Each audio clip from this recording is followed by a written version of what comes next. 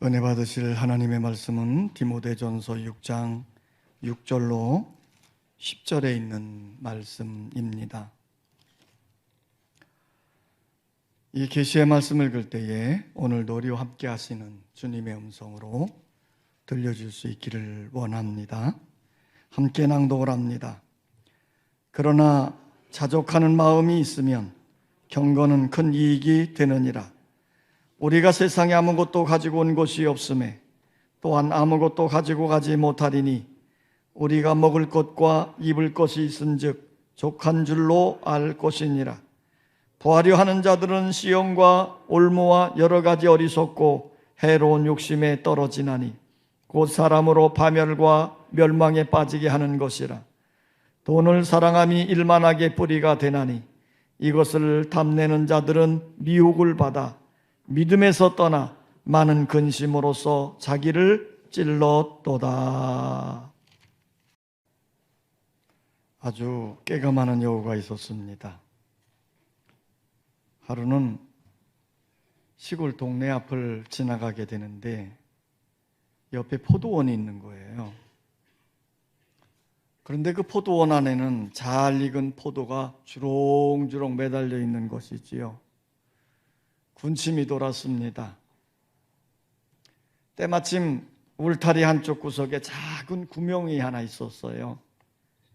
여우는 그 구멍을 통과해서 포도원에 들어가려고 애를 썼지요. 그런데 여우의 몸이 비대해서 그 구멍으로 들어갈 수가 없는 겁니다.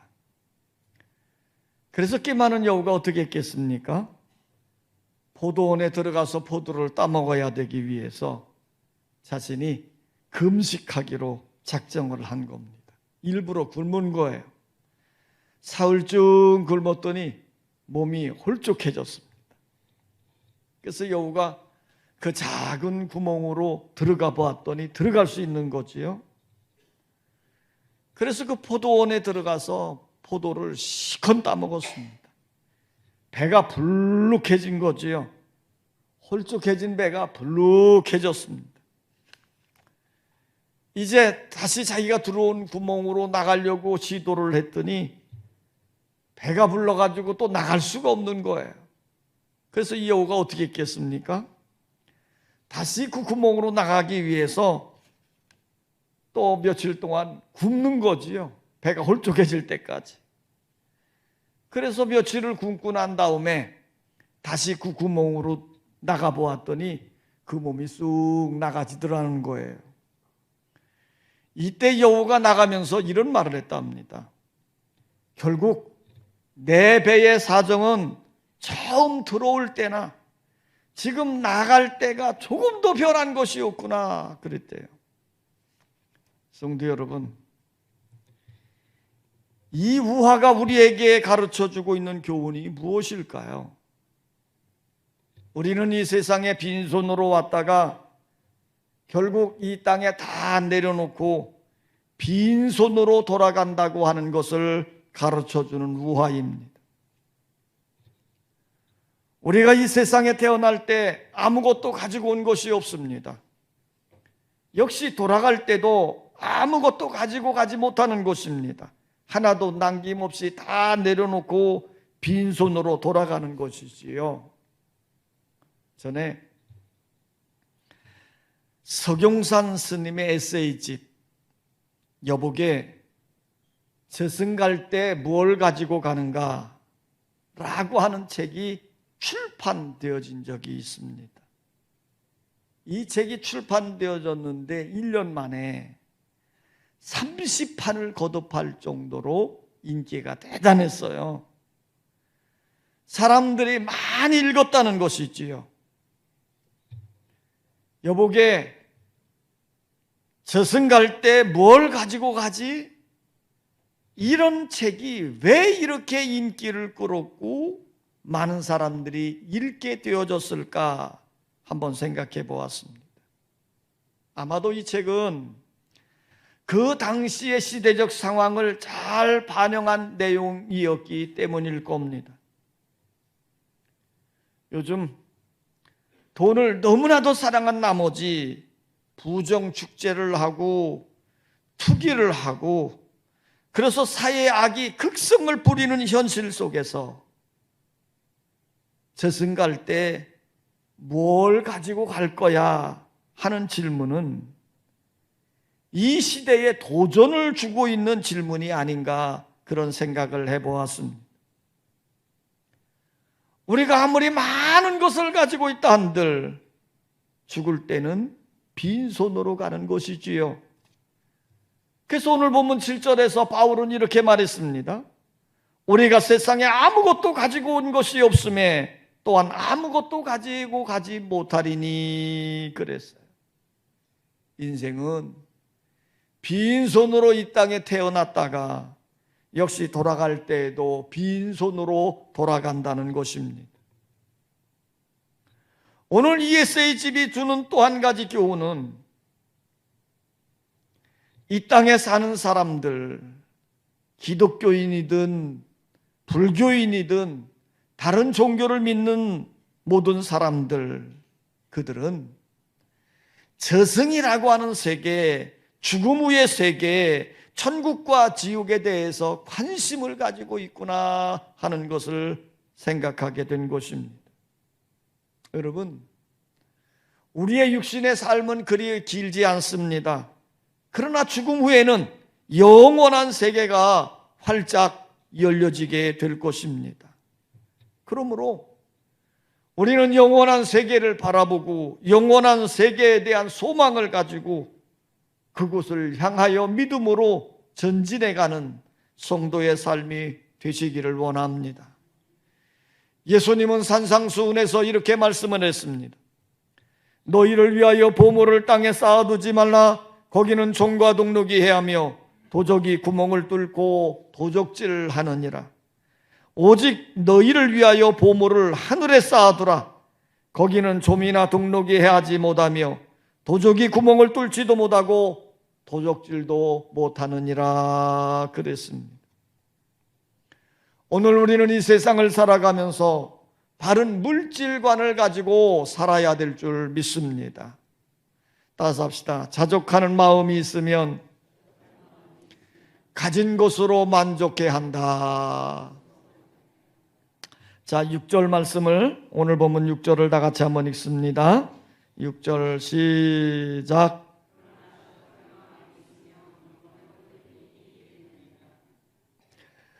자족하는 마음이 있으면 그랬어요. 세상을 살아갈 때 자족하는 마음을 가지고 있는 사람들이 행복하게 살아갈 수 있다, 이 말이에요. 그래서 바울은 오늘 본 8절에 이렇게 말했습니다. 우리 8절을 다 같이 봅니다. 8절 시작.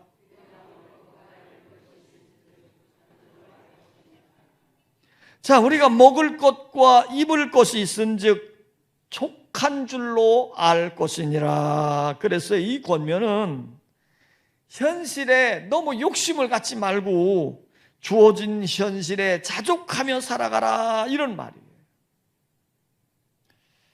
톨스토이라고 하는 아주 유명한 문학가가 있죠.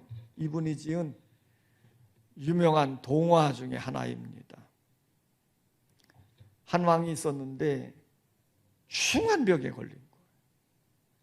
그래서 아무리 의사들이 와서 치료를 하고 치료를 해도 이 병이 치료가 되지 않는 겁니다. 그래서 이 신하들이 유명한 예언자 하나를 데리고 와서 그 예언자에게 묻는 거예요. 그래서 이 예언자가 왕에게로 와서 왕의 상황을 쫙 살펴보고는 신하들에게 이렇게 말했습니다. 왕의 병을 고치기 위해서는 이 세상에서 가장 행복한 사람을 찾아라. 그리고 그 사람의 속옷을 가져다가 왕에게 입혀라. 그러면 왕의 병이 나을 것이다.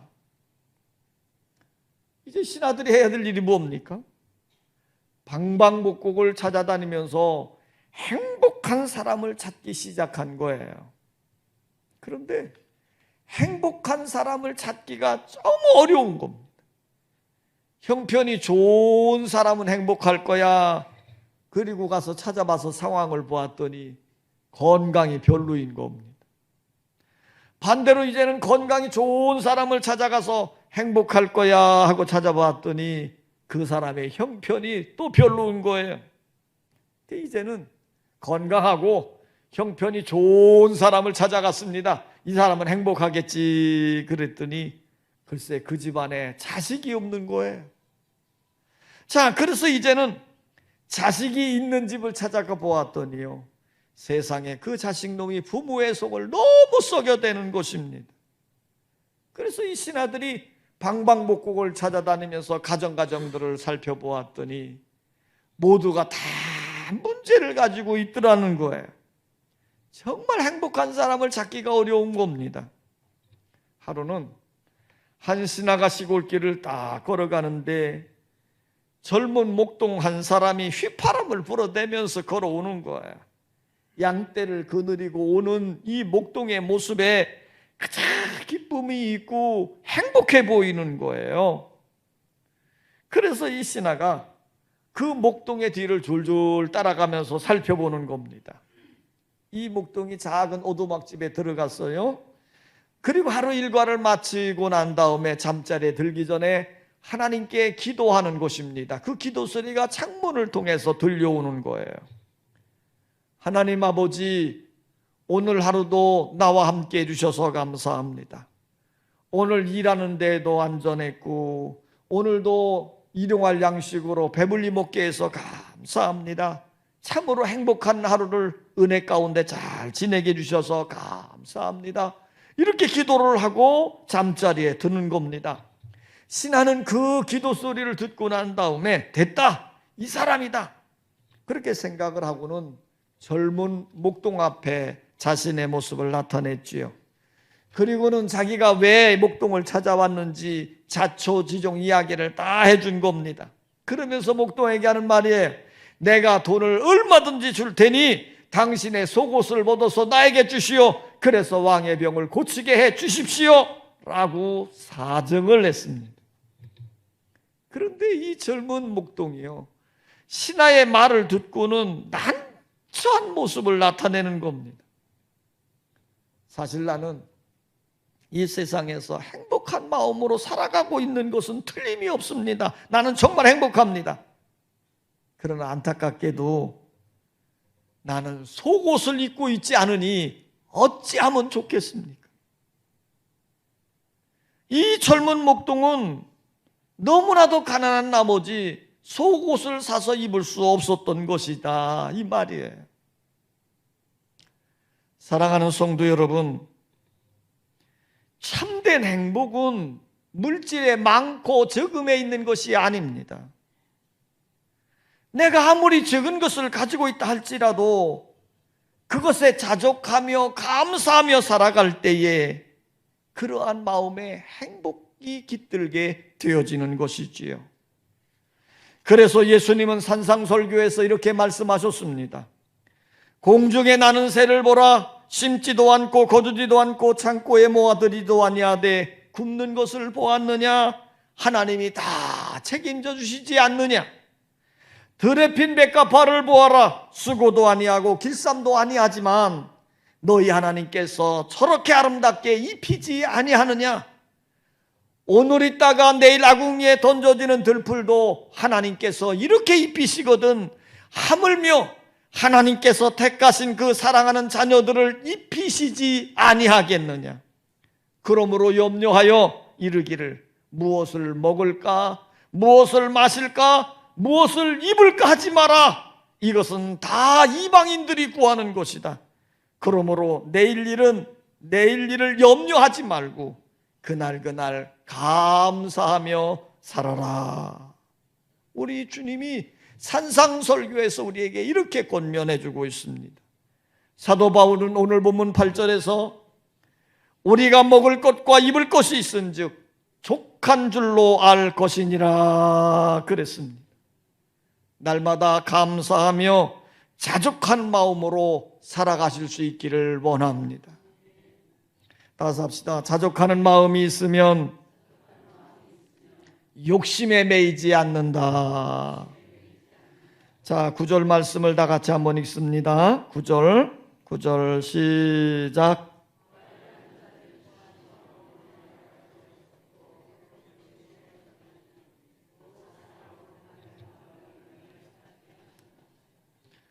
자, 우리가 열심히 일하고 정당한 방법으로 하나님의 축복을 받아 부자가 되었으면 얼마나 좋겠습니까? 좋은 일이지요. 그러나 사도 바울은 지금 경고하고 있는 것이 뭐냐면 억지로 부유해지려고 하는 사람들에 대한 거예요. 욕심에 이끌려서 잘못된 방법으로 부자가 되려고 하는 자를 경계하고 있는 것이지요. 욕심에 이끌려서 하게 되어지면 마귀의 시험을 당하게 되고 그것에 올무가 되어져서 올무에 매일 수밖에 없다는 것입니다. 우리의 마음속에 여러 가지 해로운 정욕이 일어나서 욕심이 결국은 우리를 얽매여서 스스로 파멸의 길을 가도록 이끈다는 것입니다. 하루는 한 천사가 이 땅에 내려왔습니다. 길을 가다가 두 행인을 만났는데요. 한 사람은 대단히 욕심이 많은 사람이었고 또 한 사람은 질투심이 많은 사람이었답니다. 천사는 이 두 사람과 동행을 하면서 이런저런 이야기들을 나누었어요. 그러다가 갈림길을 만났는데 천사가 갈 방향과 두 사람이 갈 방향이 서로 다른 거지요. 이제 천사는 이 두 사람과 헤어지면서 이렇게 인사를 하면서 이런 말을 했습니다. 잠시 동안이지만 두 분과 함께 동행했던 기념으로 제가 선물을 하나씩 드리고 싶습니다. 두 분 가운데 한 분이 소원을 이야기해 주시면 제가 그 소원을 들어드리겠습니다. 그리고 나중 사람에게는 먼저 들어준 소원의 2배로 드리도록 하겠습니다. 그러니까 이 천사의 말을 들은 두 사람이요, 너무너무 기쁜 거예요. 그런데 갑자기 두 사람의 입이 샷 닫혀버리고 말았어요. 욕심 많은 사람이 이런 생각을 합니다. 내가 먼저 입을 열어서 소원을 말하면 저 사람이 나의 2배를 받게 되니까 내가 먼저 말을 해서는 안 돼. 그러면서 입을 꽉 다물었어요. 질투심이 많은 사람도 속으로 생각을 합니다. 내가 저 친구보다 못한 것이 하나도 없는데 왜 내가 가만히 서서 손해를 봐야 돼? 그러면서 두 사람이 입을 딱 닫고 말을 하지 않는 거예요. 시간이 흘러가는데 두 사람이 입을 열지 않으니까 천사가 이렇게 말하는 겁니다. 더 이상 시간을 지체할 수가 없군요. 그러면 두 분은 아무 소원이 없는 줄 알고 저는 제 길을 가겠습니다.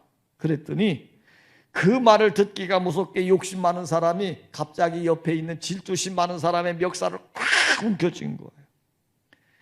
질투심 많은 사람 벼랑간에 멱살을 잡힌 채로 얼굴이 새파래져 가지고 살려달라고 소리를 질러대는 겁니다. 그러나 욕심 많은 사람은요, 자기의 힘에 힘을 더 꽉 주고는 으름장을 놓는 거지요. 빨리 소원을 말하지 않으면 죽여버릴 거야. 질투심 많은 사람은요, 멱살을 잡힌 채로 자기의 멱살을 쥐고 있는 사람이 너무너무 미운 거예요. 그래서 자기의 소원을 이렇게 말해버렸대요. 천사여, 나의 소원은 애꾸눈이 되는 겁니다. 그러자 질투심 많은 사람의 소원이 그대로 이루어져 버렸어요. 그게 애꾸눈이 된 거지요. 그러면 욕심 많은 사람은 어떻게 되었을까요?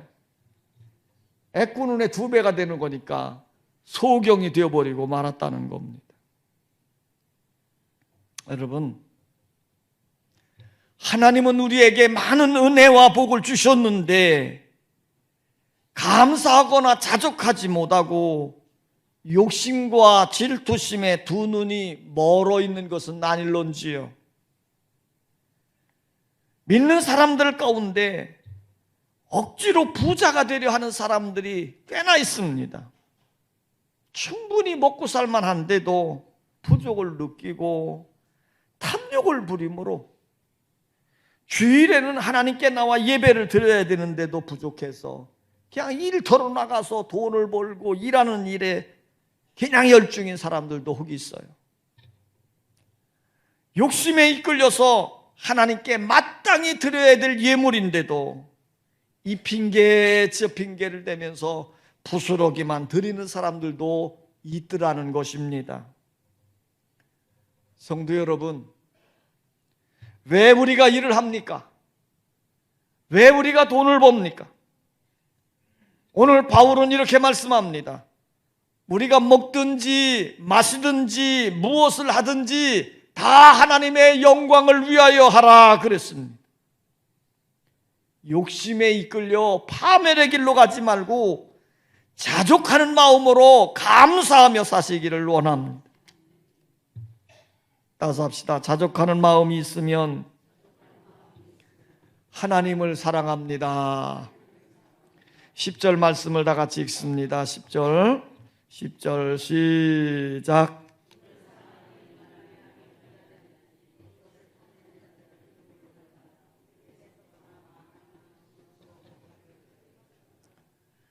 지금 바울은 우리에게 이렇게 경고하고 있습니다. 돈을 사랑하지 마라. 물질을 사랑하지 마라. 자, 여러분들은 이 말을 들으면 아닌데 물질은 정말 사랑해야 되는데, 오늘 저를 설교를 하는 저나 여러분들이나 모두 마음속에 물질을 너무너무 사랑하잖아요. 그러나 우리 성도들은요, 돈을 사랑해야 하는 것이 아니라 하나님을 최고로 사랑해야 되는 거예요. 생명을 사랑하고 생명을 아끼고 생명을 귀하게 여겨야 되는 것이에요. 그런데 많은 사람들이 돈을 사랑함으로 망해가는 길로 가고 있지요. 왜 사람들이 돈을 돈이라고 이름을 붙였을까요? 어떤 사람이 이렇게 설명을 했습니다. 돈을 사랑하는 사람은 돈다, 돌아버린다. 그래서 돈이라고 붙였다는 겁니다. 돈을 조금 사랑하는 사람은 약간 돌아버리고, 돈을 정말로 많이 사랑하는 사람은 확 돌아버린다는 거예요. 가룟유다를 보세요. 은 30냥 때문에 완전히 돌아버렸어요. 돌아버리니 돈 때문에 스승 팔아먹고 결국은 괴로워하다가 돈 때문에 목매달아 죽고 만 것입니다. 돈을 사랑하면 욕심이 생깁니다. 돈을 사랑하면 염려하고 걱정하고 근심하게 됩니다. 돈을 사랑하면 거짓말도 합니다. 돈을 사랑하면 이 눈이 어두워지는 거예요. 돈을 사랑하면 약자를 착취하게 됩니다. 돈을 사랑하면 인색하게 되는 거지요. 이 돈을 가지고 있으면요, 사람이 변해진대요. 사람이 교만해지기도 하고 오만불손해지기도 한답니다. 허영심이 생겨지고 사치하게 되어지고 쾌락을 즐기게 된다는 거지요. 그러다가 결국은 파멸하게 된다는 것입니다. 여러분, 돈을 사랑하는 마음이 삶의 유익을 가져다 주는 것이 아니라 사람이 변하게 되어지고 결국은 파멸의 길로 가고 만다는 거예요. 여러 해 전에 스웨덴 국적의 배 한 척이 침몰한 적이 있었습니다. 짙은 안개 속에서 항해를 하다가 다른 선박과 충돌을 한 거예요. 이 배가 충돌하자마자 30분도 안 돼서 배가 완전히 바닷속으로 가라앉게 된 것입니다. 그런데 그 배에는 207명의 사람들이 타고 있었는데 34명만 구조를 받고 172명은 전부 물에 빠져 죽었다는 거예요. 나중에 구조 작업을 진두지휘했던 다른 선박의 선장이 전해준 이야기입니다. 왜 206명 가운데 34명만 구조를 받고 나머지 172명은 전부 물에 빠져 죽었을까? 자, 이 여객선이 좀 호화 여객선이었던 것 같아요. 이 배에 타고 있는 사람들 돈 꽤나 좀 있었던 사람들 같습니다. 이제 배가 충돌이 돼서 물에 잠기게 되니까 배에서 뛰쳐나온 사람들이 어떻게 있겠습니까? 자기가 가지고 있던 금화, 은화 이것이 아까우니까 어떻게 했겠어요? 자기 주머니에다가 다 집어넣은 거예요. 가지고 있는 거 집어넣고, 그리고 바닷물로 풍덩 뛰어드는 겁니다. 어떤 사람은 심지어 자기가 가지고 있는 금화 은화를 띠로 만들어서 허리에 동이고 바닷속으로 뛰어들었다는 거예요. 여러분, 무거운 것을 몸에 지니고 바닷물로 뛰어들었으니 바닷물에 떠 있는 것도 오래가지 못하고 잠시 후에 가라앉고 말았겠지요. 결국은 그런 자들이 다 죽었다는 겁니다. 그러나 살아있는 자들은 어떤 자들이냐? 빈 몸으로 몸을 물 속에 바닥 뛰어드는 거예요. 그래서 이들은 가벼운 몸으로 바닷물 속에 오래도록 지탱하고 있었던 거지요. 30분 이상, 그 뒤에 구조대가 30분 후에 출발을 했다니까. 그래서 물에 떠 있는 34명만 구조를 받고 말았다는 것입니다. 여러분, 이 사건이 우리에게 보여주는 것이 무엇이에요? 물질을 사랑하고 물질을 그렇게 붙들고 있으면 결국은 그 물질 때문에 죽고 말았다는 것이지요. 오늘 사도 바울은 우리에게 이렇게 경고합니다. 사람이 이 땅에 올 때 아무것도 가지고 오지 않았고 돌아갈 때도 역시 아무것도 가지고 못한다. 자, 오늘 7절 말씀을 다시 한번 읽어보겠습니다. 7절 다 같이 시작.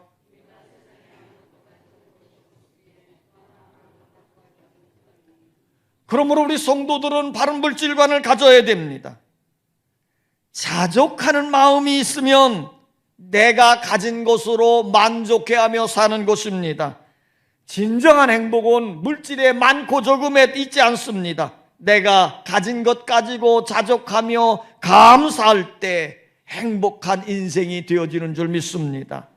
자족하는 마음이 있으면 욕심에 매이지 않습니다.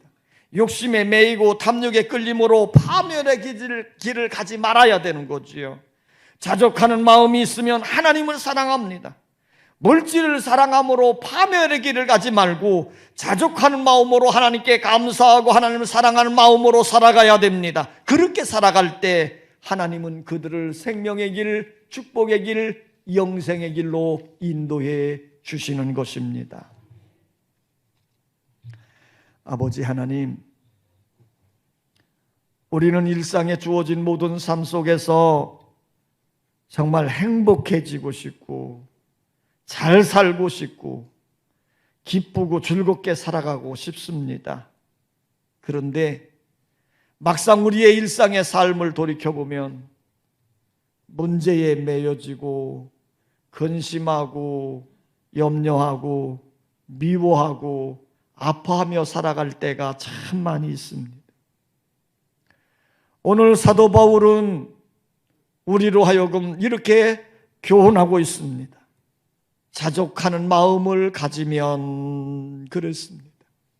아버지 하나님, 우리에게 자족하는 마음을 주시옵소서. 내가 가지고 있는 환경, 내가 누리고 있는 삶의 터전에서 자족할 수 있는 마음의 여유를 허락해 주시고, 그래서 그 하나님 앞에 감사하며 찬송하며 살아감으로 그들의 인생이 행복해지는 역사가 있게 하여 주시옵소서. 아버지 하나님, 우리는 빈손으로 온 것이기에 돌아갈 때도 빈손으로 돌아갈 것입니다. 그러므로 하나님이 나에게 맡겨진 것 가지고 잘 관리해가며 자족하는 은혜, 자족하는 믿음을 허락해 주시옵소서. 예수님의 이름으로 기도하옵나이다. 아멘.